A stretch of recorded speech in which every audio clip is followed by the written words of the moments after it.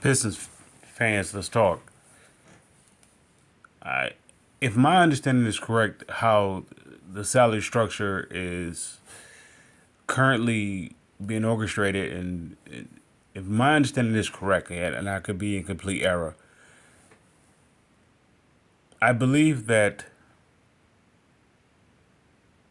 Cade Cunningham reassignment, also along with Simone Fontecchio's contract, won't kick in until next year, as well as the only ones that will be counted up against it this year would be, of course, you have the mid level, and I believe that is going towards Malik Beasley, not Beasley, Beasley, and I believe he's making 6 million for 1 year deal, and I believe the mid level is 8 million, so I believe they would have a remaining of two for the mid level, and they still have their vet minimum, and they still actually have their remaining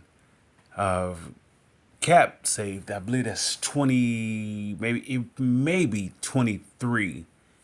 That will be including the Simone Fontecchio 3.9. I believe it's. Let's see if I can do it right. Let me see if I can. All the contracts is going to be counted up against it this year. Cade, I believe he have not his resign contract doesn't kick in until next year. I believe if I'm not mistaken. I believe that he still, that with the exception, is counted against it this year by them picking up his option. However that term goes, and I believe that is what's counted up. The rookie, the remainder of the rookie contract, of his first rookie contract, that is what's counted up against the books this year, as well as, okay, Isaiah Stewart officially his re-signed contract kicks in this year, and I believe that's 15. Let's see. Of course, Tim Hardaway Jr. his contract kicks in this year. Of course, you have Duran, Ivy, Asar, and even Holland. And I don't know if Bobby Clinton, if his contract is fully guaranteed. If so, it counts up against it. If not, we could throw in. I think it's a couple 100,000. Well, maybe half a mil or somewhere around there. So Detroit is, if I'm looking at it correctly, they are in really good shape. I mean, really, really, really, really good shape. And what I mean, I stressed, I cannot emphasize that enough. That extends all the way to the NBA trade deadline. I believe that's like the when the recently free agent signees, they can be traded at, I believe, at the February midpoint, or I think it's from about the 15th in February or somewhere the 20th, somewhere around there, where you could actually trade those. That's where you could get the possibility of those contending teams. They may be intrigued or interested in our 3 point shooters, such as Tobias, Tim Hardaway, as well as Malik Beasley, even Simone Fontecchio. I If all of that is correct, if I'm accurate with that, come trade deadline, that time, along with some of their, while they'll be doing the evaluation of their, let's say, their core four, well, I won't say core four, I said three. Cade is no longer core four. He's like on an island of his own. So the core three would be Duran, Ivy, and Asar. Stewart and Cade is on that first island. They no longer have to be evaluated. They're already evaluated because they got the reassigned contract. And even if you dare to move on from Stewart, that's another option, along with the core three. So the Pistons could be in another good position going down the stretch going into the next season. This still is an evaluating season where you're seeing of your lottery picks, seeing how they are forming out. At the same time, you're putting yourself in position to move forward or continue the build around with Cade. Detroit is in a great situation. And I will let me say this as well. They are not demonstrating what the Lions have done up under Brad Holmes and Dan Campbell. They're not duplicating that. If anything, if there's any franchise that they are duplicating, I would say it's the Tigers run up under Dave Dabrowski and Jim Leland. If they're imitating anything, they're imitating that. So the Pistons, if my assessment is accurate, they will have like 23 million left of their cap and 2 million remaining on their mid level, and I believe they have maybe 3 million for their vet minimum. And then you also, by trade deadline, you could have those players that you have evaluated up to that point, as well as the three players that they brought in this year. They could possibly be on the trade market for a contended team. So if I'm Brandon Ingram, right? If I'm Brandon Ingram, who's on the remaining of his, who's on the last year of his contract, if I would actually request to go to Detroit, not only Detroit is like the perfect situation, not because I'm not being biased here. It's the perfect situation for him. He will have a spot made available for him if he takes it. He can showcase that he's a 20 plus scorer, right?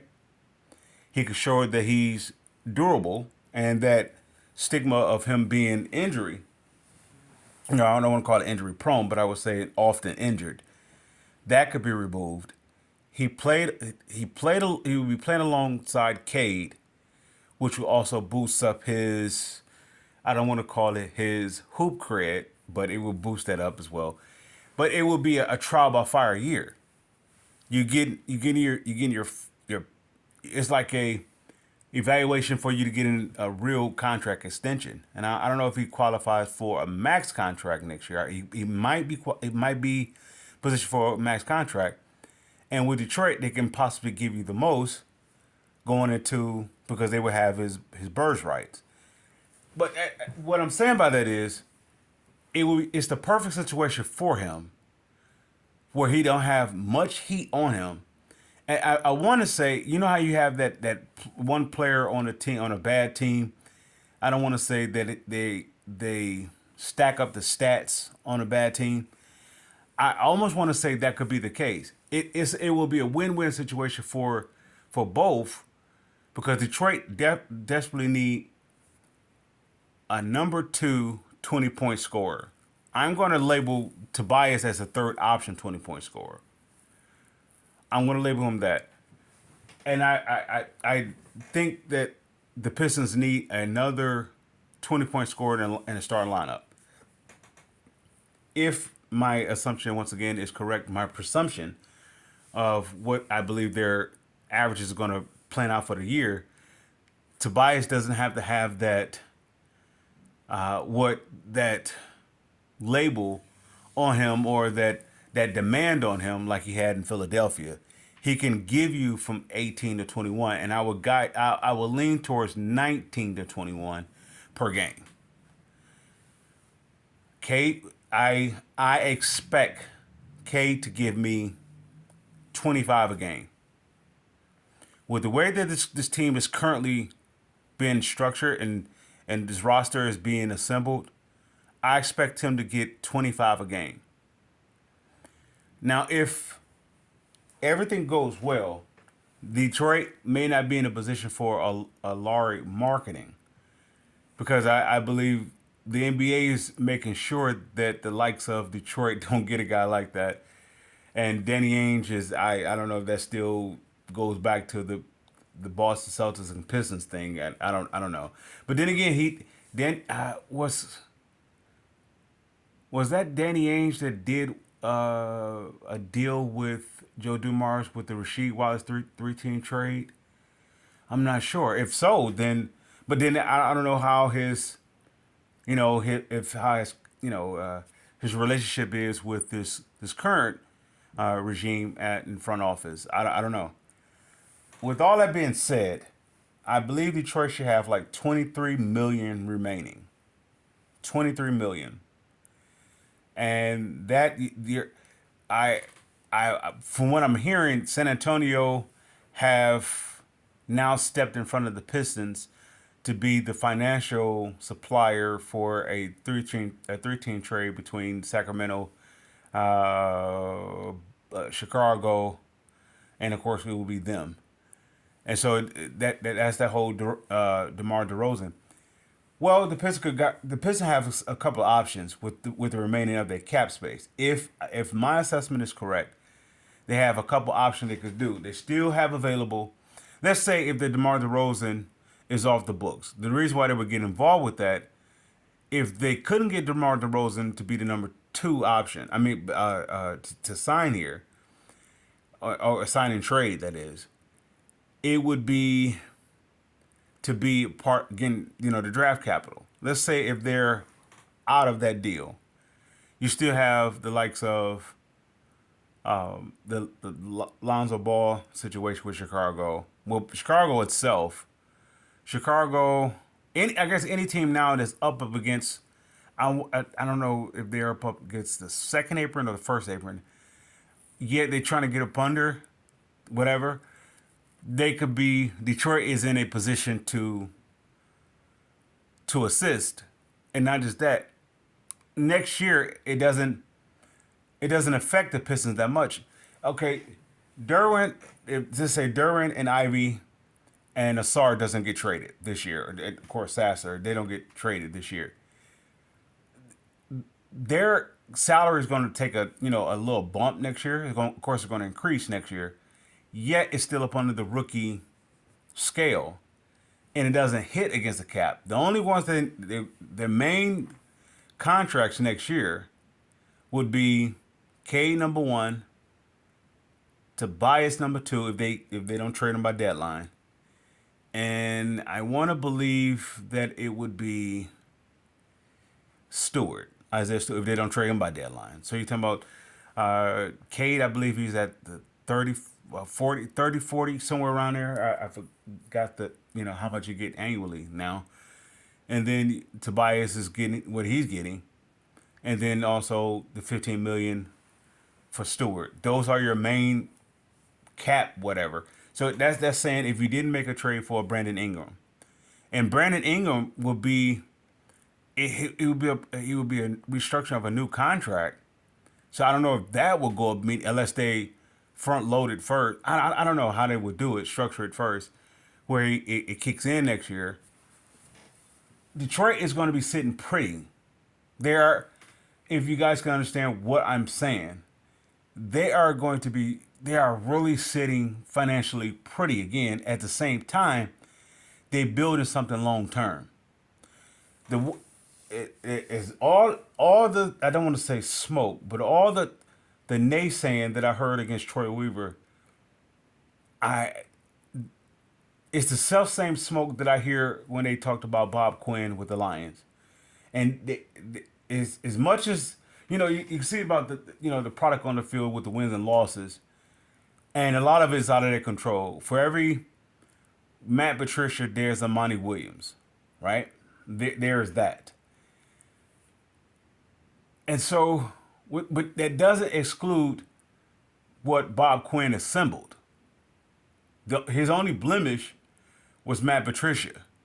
Now, did he get some picks wrong? Yeah, he got some picks wrong. But all the picks that he got right, they are with the Lions now, or they was with the Lions for a good where the fans were requesting to resign them.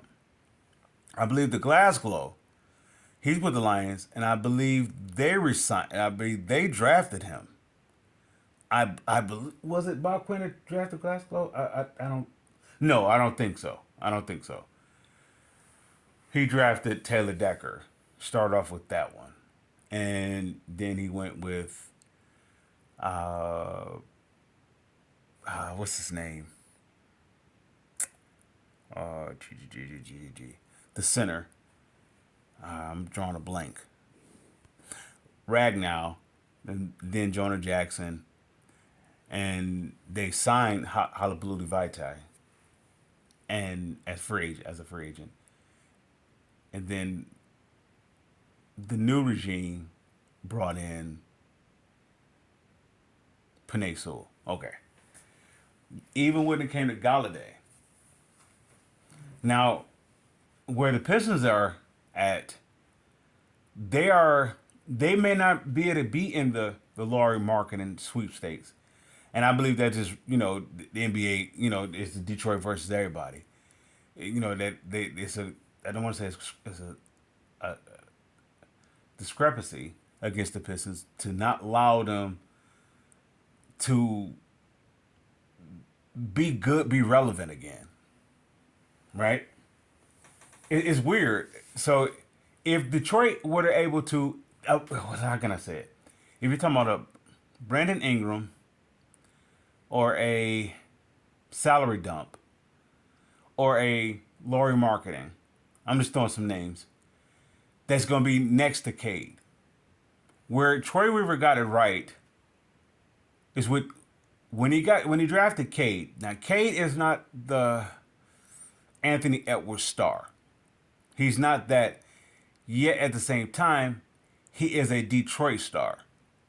If he, I want to say, if he put in the work, he could be on the Pistons Mount Rushmore with Isaiah and Ben Wallace.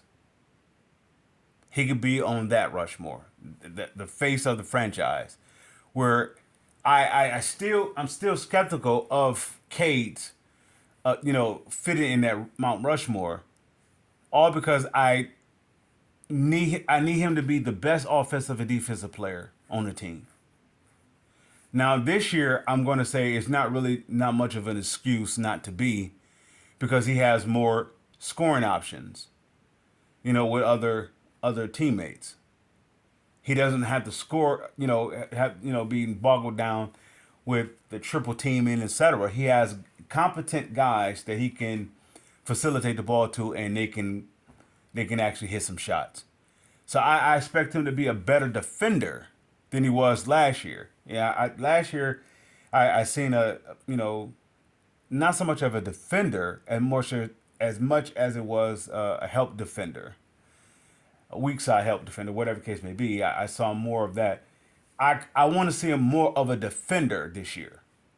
It put me in the mind of a Chauncey Billups. Chauncey Billups wasn't really known as a defender coming to the Pistons. Yet, coming to the Pistons, playing along with Ben Wallace, and I want to say his Ben Wallace and Cliff Robinson with Michael Curry. That I don't know. Wait. Did he play that first? The first year up under Rick Carlisle? No, the second year. Forgive me. I think it was the second year under Rick Carlisle.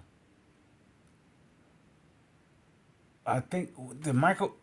Wait, when did Tayshaun take over? Any which way I go, Chauncey Billups wasn't known as a defensive player. Yet he had to play defense, and he became, I want to say, second or third team defensive player. Defensive team. I don't know, but he was up there. So I look at Cade taking the next step this year of being more of a defensive player. If Cade actually is more in I want to say the top, let's say among guards, the top 15 in defense. This team would take a huge step forward, a huge step forward. Now, with that being said, the Pistons once again is in an excellent position based upon Troy Weaver getting it right with Cade. Even though Cade is not the Anthony Edwards, if you will, as of yet, offensive defensively. Offensively, he's going to be what he is. Defensively, is yet to be seen. By him getting it right with Cade, Cade is not a wasted draft pick. It gave you something to build with. I'm not a Cade Cunningham guy. I'm not against him as that he's terrible. I my standards is just Isaiah Thomas and Ben Wallace. One was highly drafted, number two, and one was undrafted. Yet they both put a stamp on the Pistons team as a as a template or as a margin, if you will. They and I'm looking at Cade to solidify himself in that either one or two. Either you're going to be the number one overall where you fit in with Isaiah, or you're going to be the hard worker, undrafted player like Ben Wallace. Anything else is unacceptable because you're number one overall, and then at the same time you're going to be a hard franchise worker, determined, dedicated, and lunch pail everything on my back. Let's go. Or it's still not a wasted pick because he still had trade value. Well, anyway, Troy Weaver got it right with him, so that's not. I don't believe he's the face of the Pistons as of yet. Until he showed it to me defensively, then I would label him as the face of this current regime. He'd be the face of it. Until then, there is someone creeping on his heels, and I want to say that's Ron Holland. I'm not saying they're going to compete for it and that's going to be a thing. Ron Holland is just an instant guy that is. He is a combination of Isaiah and Ben Wallace. He's going to give you the hard work. At the same time, it was nothing given to him. He wasn't he wasn't the consistent number one pick. That type deal. So it's going to be interesting how this season play out. Let's say for the first quarter of the season, let's see how it starts out. Of course, you're talking about Bickerstaff getting assembled with with the team and learning rotations and who's playing well with each other, who's not, when it's subbed and when not. Of course, you got to tie in the fact of injuries and as well as fouling situations or the whole numbers game. So the first quarter is not going to be a real indication of how the season is going to play out. It's going to be initial, just a idea of what it could be or what it could or what it needs to be worked on to not be. Detroit is still in. I can't emphasize this enough. They are in a position to get another 20-point score. And I don't know who the gentleman was. He was on, I believe he was on Woodward Sports Podcast, I believe, and he stated that the Pistons need to get another guy that is a 20-point, a starter, instantly starter. He said, and I agree with him when he said that, when it comes to Sasser, when it comes to Ivy, when it comes to Duran, when it comes to Asar, when it comes to Stewart, when it comes to everybody on this team, with the exception of Cade, is a question if what are they starters or not. So they need another. In other words, they need another starter, and I firmly agree. Either it's going to be at the 4 spot, or if you're replacing the 5 spot, if it's going to be at the 2 spot, if it's going to be at the 3 spot, it's open. This is why when I was discussing about Brandon Ingram, is a perfect situation for him to get a max contract next year. Maybe not from the likes of the Pistons, yet it's the perfect interviewing, for that max contract. Why? Because he has a reputation of not being durable, right? And then at the same time, he may have against him that he couldn't work out well with Zion Williamson, another star, because the game is pretty much clogged, So he has an opportunity. It would be the perfect interviewing process for him for a max contract for either with the Pistons or another team. And at the same time, it gives the Pistons a, a starter that either they will. Can you imagine this? And this is I'm gonna have some fun with this. If the Pistons were to say, I don't know what would it take to get Brandon Ingram. I imagine it's gonna be they're gonna want somebody, Ivy and something else, and maybe some draft picks. I don't know how it go. Let's say it's not during a part of the deal. Let's say it's a SAR a part of the deal, or whatever the case may be. I don't know. If you had a lineup with Brandon Ingram, Cade, and Ron Holland, even if you were to keep Asar or Duran, this Cade, Ingram, and Ron Holland. Ron Holland is like the perfect draft pick for the Pistons. And his current, the way this team is being, not even before he was here, the way the team was assembled and the way the team is being assembled or is assembling, he is the perfect draft pick for it. Because he is like a Lamar Odom, where he can do so many things exceptionally well. So whatever, it's like that guy, he is a Swiss Army knife. Wherever you need him to be, he could be there. If Asar Thompson is going to be out for a stretch, he can fill that spot. If Ivy is not ready to go, he can fill that spot at the 2. If, let's say, Stewart is not really functioning at the 4, he could be that spot. He could be every spot on the team. Even, I don't know if they want to go small, they could play small. Because he's not, he put me in the mind of a Ben Wallace in that regard, where he's undersized, yet he's not undersized. Stewart is undersized, even though he plays big, but he's undersized. So that works against him. Ron Holland is the perfect pick for the Pistons. The perfect pick. It allows them to get another starter and allows him to be whatever that this team needs. I would love to see him play next to Cade at the 2. I will absolutely love that.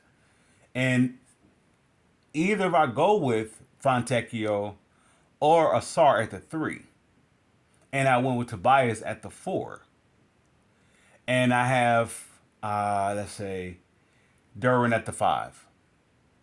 Of course, we're not saying they're making a trade. I would love it. I would love to see what opposing teams would do with Cade and Ron Holland in that backcourt. I would love to see that. I would like, that's like Westbrook and Kevin Durant on the same team.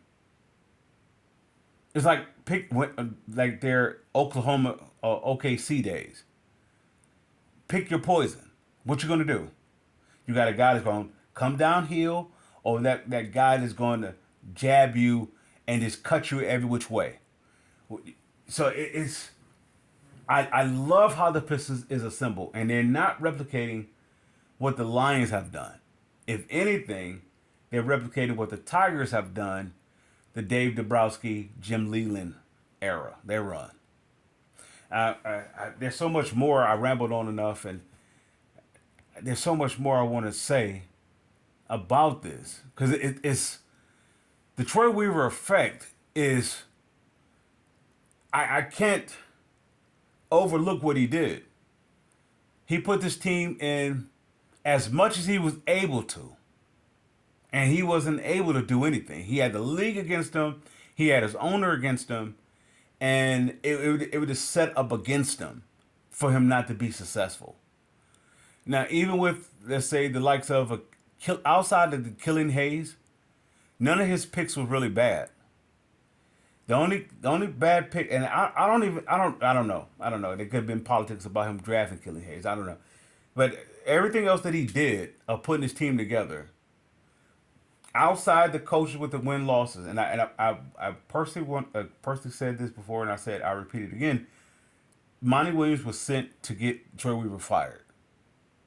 Because if you lose 68 games, you're finding. Greg Kelser couldn't have said that no better. You're finding ways to lose.